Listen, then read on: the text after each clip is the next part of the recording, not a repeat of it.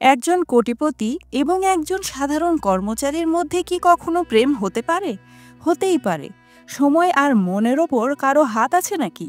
আজকে আমরা দেখব এমনই একটি কাহিনী যেখানে একসময় যারা একে অপরের শত্রু ছিল তারাই সময়ের খেলায় হয়ে উঠল একে অপরের সবচেয়ে কাছের মানুষ। এমন ঘটনা কিভাবে ঘটল জানতে হলে শেষ পর্যন্ত দেখুন, কারণ আজকের কাহিনীতে আছে একটি বিশেষ চমক। তাহলে আর দেরি কেন, চলুন দেখে আসা যাক। তবে তার আগে এখনও যদি আমাদের চ্যানেলটি সাবস্ক্রাইব করে না থাকেন তাহলে এক্ষুনি সাবস্ক্রাইব করুন আর আমাদের পাশেই থাকুন। কাহিনীটি শুরু হয় আম্বার নামের একজন মহিলাকে দেখিয়ে, যে একজন কোটিপতি ছিল, কিন্তু নিজের সম্পদ নিয়ে তার অহংকারের যেন কোনো শেষ ছিল না।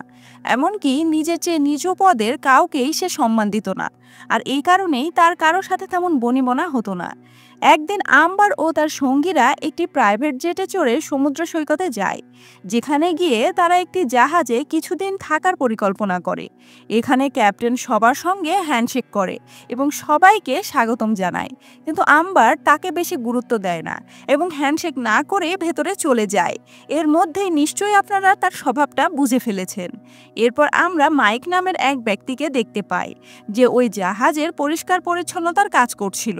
সে আম্বারের ব্যবহারে তেমন একটা খুশি ছিল না, কারণ আম্বার জাহাজে উঠতেই সবাইকে আদেশ দেওয়া শুরু করে দিয়েছিল। এরপর মাইক তার সমস্ত জিনিসপত্র নিয়ে তার পেছনে পেছনে ঘর পর্যন্ত চলে যায়। সব পৌঁছে দিয়ে যখন সে চলে যেতে নেয়, তখন আম্বার তাকে থামিয়ে দিয়ে জিজ্ঞেস করে, এই জাহাজে কি জিম আছে? উত্তরে মাইক না বলে দেয়, কিন্তু কিছুক্ষণ পর সে একটি কার্ডিও সাইকেল এনে দেয় আর বলে যে, ম্যাডাম, আপনি চাইলে এটা ব্যবহার করতে পারেন। এই বিষয়টি আম্বারের কাছে খুব অপমানজনক লাগে, কারণ প্রথমবারের মতো কেউ তাকে নিয়ে ঠাট্টা করছিল। তাই সে তাকে ধমক দিয়ে বলে যে, তোমার চাকরি থেকে বের করে দেওয়া হবে। কিন্তু মাইক সেটার কোনো জবাব দেয় না, কারণ সে যথেষ্ট বুদ্ধিমান ছিল। এরপর আম্বার ও তার সঙ্গীরা জাহাজ থেকে কিছুটা দূরে ঘুরতে বের হয় এবং সেখানেই ড্রাইভিং শুরু করে। কিন্তু আম্বার এসবে অংশ নেয় না, কারণ সে পানি দেখে ভয় পেত। তাই সে মাইককে নিজের কাছে বসতে বলে। কিছুক্ষণ পর সবাই ফিরে এলে দুপুরের খাবার খেয়ে নেয়, কিন্তু তখনও আম্বারের ঢং যেন শেষই হয় না। সে বলে যে খাবারগুলো ঠান্ডা, এগুলো আরও গরম করে নিয়ে এসো। আস্তে আস্তে তার আচার আচরণ মাইকের ধৈর্যের বাঁধ ভেঙে দিচ্ছিল। শেষে রেগে গিয়ে মাইক খাবারগুলো তার মাথায় ঢেলে দেয় এবং তাকেও তুলে সমুদ্রে ছুঁড়ে ফেলে। কিন্তু ঠিক তখনই চুটকি বাজে আর সে বাস্তবতায় ফিরে আসে। আসলে এসব শুধুই তার কল্পনা ছিল। যদি সে এমন কিছু করে তাহলে প্রথমত তার চাকরি চলে যাবে, আর দ্বিতীয়ত আম্বার তাকে ধ্বংসও করে ফেলতে পারে। এই কারণেই সে চুপচাপ গিয়ে নিজের বন্ধুদেরকে খাবারটা গরম করে দিতে বলে। এইভাবেই আম্বারের ফরমাইশ খাটতে খাটতে কয়েকদিন কেটে যায়। একদিন জাহাজে কিছু সমস্যা দেখা দিলে আম্বার মাইককে বলে যে, আমি মাছ ধরতে যেতে চাই। কিন্তু মাইক তাকে বোঝানোর চেষ্টা করে যে এমনটা করা বিপজ্জনক হতে পারে, কারণ আবহাওয়া খারাপ হচ্ছে, তাই এই অবস্থায় বাহিরে যাওয়া ঠিক হবে না। কিন্তু আম্বার ছিল প্রচণ্ড জেদি, তাই সে কোনো কথাই শোনে না এবং বলে যে, আমার একটি ছোট বোট লাগবে, যেটাতে করে আমি এখান থেকে কিছুটা দূরে গিয়ে মাছ ধরব। বাধ্য হয়ে মাইককে একটি বোটের ব্যবস্থা করতে হয়। সেটাতে করে তারা জাহাজ থেকে দূরে চলে যায়, যেখানে কিছু মাছ পাওয়া যেতে পারে। তবে তাদের একটুও আন্দাজ ছিল না যে আসন্ন দিনগুলো তাদের জন্য কতটা ভয়াবহ ও স্মরণীয় হয়ে উঠতে যাচ্ছে। কিছুক্ষণ পর তারা অবশেষে সেই জায়গায় গিয়ে পৌঁছায়, যেখানে গিয়ে মাইকের মনে হয় যে মাছ পাওয়া যেতে পারে, কিন্তু আম্বার তাকে আরও সামনে যেতে বলে। তাই মাইক আবারও বোট চালু করে, কিন্তু এখন আর বোট চালু হওয়ার নামই নিচ্ছিল না। কিছুক্ষণ চেষ্টা করার পর মাইক বুঝতে পারে যে বোটের পেট্রোল শেষ হয়ে গেছে। আম্বার বিষয়টি জানতে পেরে রেগে আগুন হয়ে ওঠে এবং মাইকের ওপর চিৎকার করতে থাকে। এখন এসবের পেছনে দোষ আসলে মাইকেরই ছিল, কারণ পেট্রোল তো আগে থেকেই চেক করে আনা উচিত ছিল। কিন্তু সে বলে যে, এতে আমার কোনো দোষ নেই, সব কিছুর জন্য আপনিই দায়ী। আমি আগেই বলেছিলাম যে আমার কেমন যেন খটকা লাগছে, তাই আমাদের ফেরত যাওয়া উচিত, কিন্তু আপনি তো আমার কথা শুনলেনই না। এখন ভোগেন। এখানে আম্বারও চুপ হচ্ছিল না, তাই মাইক নিজেই চুপ হয়ে যায় এবং এক পাশে গিয়ে বসে পড়ে। কিছুক্ষণ পর যখন আম্বারের রাগ কমে যায়, তখন সে মাইককে বলে যে, এখন কোনো জাহাজের জন্য অপেক্ষা করা ছাড়া আমাদের কাছে আর কোনো উপায় নেই। এছাড়া এই বোটে প্যাডেলও নেই যে আমরা কিছুটা এগিয়ে যাব। এরপর তারা দুইজন সেখানেই অপেক্ষা করতে থাকে, কারণ এছাড়া তাদের কাছে আরও কোনো উপায় ছিল না। এমন করতে করতে রাত হয়ে যায়, আর তারপর সকালও হয়ে যায়, কিন্তু কোনো লাভ হয় না। শেষ পর্যন্ত তাদেরকে সমুদ্রের মাঝখানে একটি ছোট বোটেই বসে থাকতে হয়। আর এইভাবেই আস্তে আস্তে কেটে যায় পুরো 6 দিন, কিন্তু কোথাও থেকে কোনো ধরনের সাহায্য আসে না। এইদিকে দিনের পর দিন তারা না খেয়ে কাটাতে থাকে, কারণ আম্বার যেসব খাবার নিয়ে এসেছিল সেগুলো তো কবেই শেষ হয়ে গেছে। এখন দিন যেতে থাকে আর তাদের সমস্যা ক্রমেই বাড়তে থাকে। এই কারণে একদিন আম্বার প্রচণ্ড রেগে যায় এবং মাইকের ওপর চিৎকার করে বসে। ঠিক তখনই আম্বার একটি বন্দুক খুঁজে পায়, যেটাকে সে ভুল করে ফ্লেয়ার গান মনে করে চালাতে যায়। কিন্তু মাইক তৎক্ষণাৎ তাকে থামিয়ে দিয়ে বলে, আপনি যেটা ভাবছেন এটা সেটা না, দিন, আমাকে ফেরত দিন। তখনই হাতাহাতি শুরু হয়ে যায়, আর হঠাৎ করে গুলি বেরিয়ে যায়। সেটা সোজা গিয়ে বোটে লাগে, ফলে বোটের বাতাস আস্তে আস্তে বেরিয়ে যেতে থাকে, আর বোটের এক অংশ পানিতে ডুবে যেতে থাকে। এতদিন যা হচ্ছিল তার ওপর এই বিপদটাও এসে যোগ হয়। এছাড়া সেই রাতেই শুরু হয় তীব্র বৃষ্টি ও তুমুল ঝড়। তারা দুইজন অনেক কষ্টে সেই বোটকে আঁকড়ে ধরে রাতটা পার করে। তারপর যখন সকাল হয় তখন তাদের ভাগ্য বদলে যায়, কারণ অবশেষে তারা সামনে একটি দ্বীপ দেখতে পায়। তাই দুইজনে বোট ধরে কোনো মতে সাঁতরে সেখানে পৌঁছে যায়। কিন্তু সেখানে পৌঁছেই মাইক বলে যে অবশেষে এই অভিযান শেষ হলো। উত্তরে আম্বার বলে যে হ্যাঁ, কিন্তু এখন তোমার জন্য আরও একটা অভিযান শুরু হবে, যখন আমার উকিল তোমাকে জেলে পাঠাবে। কিন্তু মাইক জানতো যে সেখান থেকে বের হওয়াটা এতটা সহজ ছিল না। শুরুর দিকে তাদের মনে হয় যে সেই দ্বীপে নিশ্চয়ই কেউ না কেউ আছে, কিন্তু কিছুক্ষণ ঘোরাঘুরির পর বোঝা যায় যে তারা পুরোপুরি একটি জনমানবহীন দ্বীপে ফেসে গেছে। এইদিকে আম্বারের ব্যবহার খারাপ দেখে মাইক তাকে সেখানেই রেখে চলে যাওয়ার সিদ্ধান্ত নেয়, আর বলে যে আপনার সব সমস্যা আমাকে নিয়েই, তাই না? তাই আজ থেকে যার যার পথেই চলা ভালো। এরপর মাইক সেই দ্বীপে এমন কিছু জিনিস খুঁজতে শুরু করে যেগুলো দিয়ে অন্তত কিছুদিন টিকে থাকা যায়। শুরুতে সে কিছুই খুঁজে পায় না, কিন্তু কিছুক্ষণ পর সে একটি ঝুপড়ি এবং কিছু বোতল খুঁজে পায়, যেগুলো হয়তো কোনো এমন মানুষের ছিল যে তার আগে এখানে ফেসে গেছিল। এখন তার থাকার জায়গা তো হলো, কিন্তু খাবারের জোগাড় এখনও বাকি ছিল। কিন্তু পাশেই সমুদ্র থাকায় তাকে বেশি খুঁজতে হয় না, তবে খাটনি তো যাই হোক করতেই হতো। তাই সবার আগে সে এক ধরনের ধারালো হাতিয়ার বানায় যাতে মাছ ধরা যায়। এরপর চতুরভাবে একটা মাছ ধরে আর ঝুপড়ির সামনে আগুন জ্বালিয়ে মজা করে তা খেতে বসে। অন্যদিকে আম্বার পুরো দ্বীপ ঘুরে ফেলছিল, কিন্তু কোথাও কিছুই খুঁজে পাচ্ছিল না। সে তো তার পুরো জীবন কাটিয়েছে শীতাতপ নিয়ন্ত্রিত ঘরে, যেখানে এক চুটকি দিলেই সব কিছু হাজির হতো। কিন্তু এখানে দিন কাটানোর জন্য প্রয়োজন ছিল সাহস আর বুদ্ধির, যেটা তার কাছে ছিল না। বন্ধুরা, এই কাহিনীতে আপনারা দেখতে পাবেন দুটি ভিন্ন দিক। একদিকে কিভাবে একজন গরিব মানুষ সীমিত সামর্থ্য নিয়েও বাঁচার উপায় খুঁজে নেয়, আর অন্যদিকে কিভাবে একজন ধনী মানুষ সংকটে পড়ে বাস্তবতার সঙ্গে খাপ খাওয়াতেই হিমশিম খেয়ে যায়। এরপর অনেকক্ষণ হাঁটার পর ক্লান্ত আম্বার এক জায়গায় বসে পড়ে, আর ঠিক তখনই সে মাইককে দেখতে পায়, যে খুব আরাম করে মাছ খাচ্ছিল।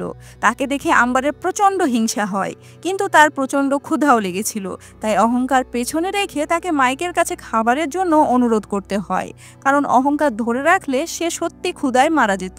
তাই সে মাইকের কাছে গিয়ে তাকে অনুরোধ করে যে আমাকে একটি মাছ খেতে দাও। কিন্তু মাইক সোজা না করে দেয়, কারণ আম্বার জাহাজে তার সাথে যেই ব্যবহার করেছিল সেটা সে এখনও ভোলেনি। তাই সে এত সহজে তার খাবারের ব্যবস্থা করে দেবে না। এরপর মাইক চলে যেতে নেয়, কিন্তু আম্বার রেগে গিয়ে তার ওপর মাটি ছুঁড়ে মারে। এখন আর মাইক তাকে সহ্য করতে পারছিল না, আর তাকে সোজা গিয়ে একটা থাপ্পড় মেরে দেয় এবং বলে যে যদি আপনার খাবারের দরকার হয় তাহলে আমার কিছু শর্ত আছে, যেগুলো আপনাকে মানতে হবে। প্রথম শর্ত, আপনি আর একবারও আমাকে অপমান করতে পারবেন না। দ্বিতীয়ত, এখানকার বস আমি, তাই যদি আপনার কিছু লাগে তাহলে আপনাকে সেটা অর্জন করতে হবে। তৃতীয়ত, এখন থেকে আপনি আমার সব কাপড় ধুয়ে দিবেন এবং আমাকে মাস্টার বলে সম্বোধন করবেন। অর্থাৎ এতক্ষণে মাইক তার কাছ থেকে প্রতিশোধ নেওয়া শুরু করে দিয়েছিল।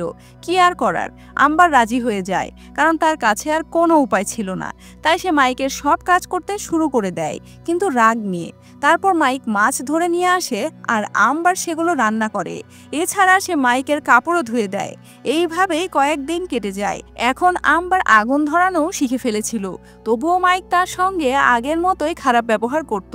না সে আম্বারকে ঘরে ঘুমাতে দিত, না তাকে ঠিক মতো কিছু খেতে দিত। মাইক বলে যে যদি ঘুমাতে চান তাহলে আপনাকে আমার বিছানায় ঘুমাতে হবে। আম্বারও কম ছিল না, সে বলে যে আমি কোনো পশুর সাথে ঘুমাবো, তবুও তোমার কাছাকাছি কখনোই যাব না। এরপর থেকে পরিস্থিতি একটু একটু করে বদলাতে শুরু করে, কারণ মাইকের ব্যবহার আরও খারাপ হতে শুরু করে। কিন্তু পুরো দ্বীপে তো ছিল তারা শুধু দুইজনই, তাই তাদেরকে বাধ্য হয়ে একে অপরের সাথে কথা বলতে হয়। এই কারণে আস্তে আস্তে তাদের মধ্যে বোঝাপড়াও শুরু হয়। একদিন যখন তারা দুইজন মাছ ধরছিল, ঠিক তখনই মাইক তার খুব কাছাকাছি চলে আসে এবং নিজের সীমা লঙ্ঘন করে ফেলে। কিন্তু হঠাৎই সে থেমে যায়, কারণ মাইক এতদিনে আম্বারকে ভালোবেসে ফেলেছিল। আসলে সে শুধু বোঝাতে চাচ্ছিল যে অহংকার সবার মধ্যেই থাকে, কিন্তু সেটা দিয়ে নিজের চেয়ে নিচু পদের মানুষদের অপমান করা ঠিক না। তারপর মাইক সেখান থেকে চলে যায়, আর আম্বার বুঝতে পারে যে মাইক তেমন মানুষ না যেমনটা সে ভেবেছিল। তাই সে মাইকের কাছে গিয়ে ক্ষমা চায়। আসলে আম্বারেরও এতদিনে মাইককে ভালো লাগতে শুরু করেছিল, তাই সেই দিনের পর থেকে তারা দুজন অনেক ভালো বন্ধু হয়ে যায় এবং সব কাজ ভাগাভাগি করে নেয়। আস্তে আস্তে আম্বার বুঝতে পারছিল যে টাকাই সবকিছু না, আর টাকাই তাকে এত অহংকারী বানিয়েছে। এরপর থেকে তারা দুইজনই নিজেদের জীবন সুন্দরভাবে উপভোগ করতে শুরু করে আর একে অপরের আরও কাছাকাছি চলে আসে। আম্বার মাইককে ভালোবাসতে শুরু করেছিল। একদিন মাইক আম্বারকে বলে যে সেদিন আপনি আমাকে কত অপমান করেছিলেন। এতে আম্বার বলে যে সব কিছুর পেছনেই কারণ ছিল। আসলে আমার স্বামীর সাথে আমার ডিভোর্স হতে যাচ্ছে, তাই আমি সব কিছু নিয়েই খুবই চিন্তিত ছিলাম এবং সবার ওপর চিৎকার করছিলাম। এসব বলতে বলতে সে কান্না করে দেয়, আর তখন মাইক তাকে সামলে নেয়। এখান থেকে তাদের জীবনের এক নতুন অধ্যায় শুরু হয়। কিন্তু একদিন যখন আম্বার কাঠ খুঁজছিল, তখনই সে কিনারায় দাঁড়িয়ে থাকা একটি ক্রুজ দেখতে পায়। প্রথমে তো সে ডাক দেওয়ার কথা ভাবে, কিন্তু পরে সে থেমে যায়। হয়তো তার ওই জগৎটা ভালো লাগছিল না যেখানে শুধু টাকার মূল্য আছে। তাই সে দ্বীপেই থেকে যাওয়ার সিদ্ধান্ত নেয়। কিন্তু তখনই সেখানে মাইক চলে আসে আর ক্রুজকে উদ্দেশ্য করে ডাকতে শুরু করে। তবে আম্বার তাকে এমনটা করতে মানা করে দেয় আর বলে যে মাইক দয়া করে চুপ থাকো। মাইক জিজ্ঞেস করে যে কিন্তু তুমি এমন করছো কেন? তুমি বলেছিলে যে তুমি আমাকে ভালোবাসো, তোমাকে প্রমাণ দিতে হবে। আম্বার বলে যে আমি আজ পর্যন্ত কারোর সাথে এতটা খুশি ছিলাম না। এর চেয়ে বড় প্রমাণ আমি আর কি দিব? আমি ফেরত যেতে চাই না। আমি চাই না যে প্রতিদিন কেউ আমাকে বিচার করুক। মাইক বলে যে যদি তুমি আমাকে ভালোবেসে থাকো তাহলে পৃথিবীর যে কোনো জায়গাতে গিয়েও ভালোবাসতে পারবে। কিন্তু আম্বার তাকে বোঝানোর অনেক চেষ্টা করে যে যদি আমরা ওই জগতে ফিরে যাই তাহলে আমরা আলাদা হয়ে যাব। তাই দয়া করে এমন করো না। আমি তোমার সাথেই থাকতে চাই, আমি তোমাকে ভালোবাসি। কিন্তু মাইক বারবার বলতে থাকে যে আমি প্রমাণ চাই, আমি জানি যে তুমি বদলে যাবে। এরপর শেষমেশ তারা সেই ক্রুজে বসে পড়ে এবং সেই বিষয়টি আম্বারের স্বামী মিকিকেও জানানো হয়। তাই সে তৎক্ষণাৎ আম্বারকে নেওয়ার জন্য বন্দরে গিয়ে হাজির হয়। আর যখন সে মাইককেও জীবিত দেখে তখন সে তাকে অনেক ধন্যবাদ জানায়, কারণ মাইক তার স্ত্রীকে এতদিন ধরে বাঁচিয়ে রেখেছে। কিন্তু এখানে মাইক আম্বারকে দেখে একটি মুচকি হাসি দিয়ে সেখান থেকে চলে যায়। হয়তো মাইক বুঝে গেছিল যে এখন আর তারা দুইজন এক হতে পারবে না, আর তারা এখানে এসে সত্যিই ভুল করেছে। এই সব কিছু তো সে কিছুদিন পরেই বুঝতে পারবে। এরপর সেখান থেকে সে একটি বারে যায়, কিন্তু তখনই সেখানে একজন লোক আসে যে মিকের লোক ছিল। তার হাতে টাকা ভর্তি একটি ব্যাগ ছিল, যেটা মাইককে দেওয়ার জন্য মিকি পাঠিয়েছিল। এটা এক ধরনের উপহার ছিল, কারণ মাইক তার স্ত্রীর জীবন বাঁচিয়েছিল। কিন্তু মাইক সেই লোকটিকে ধাক্কা মেরে বের করে দেয়। তবুও লোকটি চুপচাপ ব্যাগটি ওখানে রেখে যায়। পরে যখন মাইক ব্যাগটি খোলে তখন অবাক হয়ে যায় আর দেখে যে সেখানে টাকা ভর্তি আছে। সে ব্যাগটি নিয়ে যায় আর যাওয়ার পথে তার চোখ পড়ে একটি দোকানের দিকে, যেখানে অনেক দামি দামি আংটি ছিল। মাইক ওই টাকা থেকেই একটি আংটি কিনে নেয়। অর্থাৎ এখন সে সিদ্ধান্ত নিয়েই ফেলেছিল যে সে আম্বারকে বিয়ে করেই ছাড়বে। আর তাই সে আম্বারকে কল করে বলে যে আমি তোমাকে অনেক মিস করছি। উত্তরে আম্বার বলে যে যে তুমি যে সিদ্ধান্তই নাও না কেন আমি তাতে রাজি আছি, শুধু এতটুকুই চাই যেন সেটা আমাদের দুইজনের জন্যই সঠিক হয়। যদি তুমি চাও যে আমরা দুজন একসাথে থাকি তাহলে তুমি একটি চিঠি লিখে আমার হোটেলের রিসেপশনে রেখে দাও। এতে মাইক রাজি হয়ে যায় আর একটি চিঠিতে লিখে যে কোস্টগার্ডের সামনে আমি তোমার জন্য অপেক্ষা করব। যখনই তুমি চিঠিটি পাবে তখনই নিজের জিনিসপত্র নিয়ে সেখানে চলে এসো। এরপর আমরা সব ছেড়ে লন্ডনে চলে যাব আর নিজেদের নতুন জীবন শুরু করব। এখন সে এই চিঠিটি রিসেপশনে রেখে আসে, কিন্তু মাইকের ভাগ্য শুরু থেকেই খারাপ ছিল, কারণ সকালে আম্বারের আগে সেখানে মিকি চলে আসে আর রিসেপশনে পড়ে থাকা চিঠিটি দেখে সব কিছু বুঝে ফেলে যে গত কয়েকদিন আম্বার ও মাইকের মধ্যে কি হয়েছিল। তাই সে তখনই আম্বারকে বলে যে চলো আমাদেরকে নিউ ইয়র্কের উদ্দেশ্যে রওনা হতে হবে। আম্বারের মনে তখন একটাই প্রশ্ন ঘুরপাক খাচ্ছিল যে মাইক নিশ্চয়ই চিঠি লিখে পাঠিয়েছে, কিন্তু সেটা এখনো এসে পৌঁছালো না কেন। এটা নিয়েই সে চিন্তিত হয়ে পড়ে, কিন্তু কিছুক্ষণ পরই তাকে চপারে বসতে হয় আর তখনই দৌড়াতে দৌড়াতে তার কাছে একটি ছেলে আসে যার হাতে আম্বারের জন্য একটি চিঠি ছিল। যখন আম্বার চিঠিটি খুলে তখন দেখে যে সেটা আসলে মাইকের চিঠি, যেখানে লেখা ছিল যে আমি তোমাকে ভালোবাসি না। দ্বীপে যেই সব ঘটেছিল সেগুলো ছিল শুধুই সময় কাটানোর খেলা। এখানেই ছিল কাহিনীর প্রধান টুইস্ট।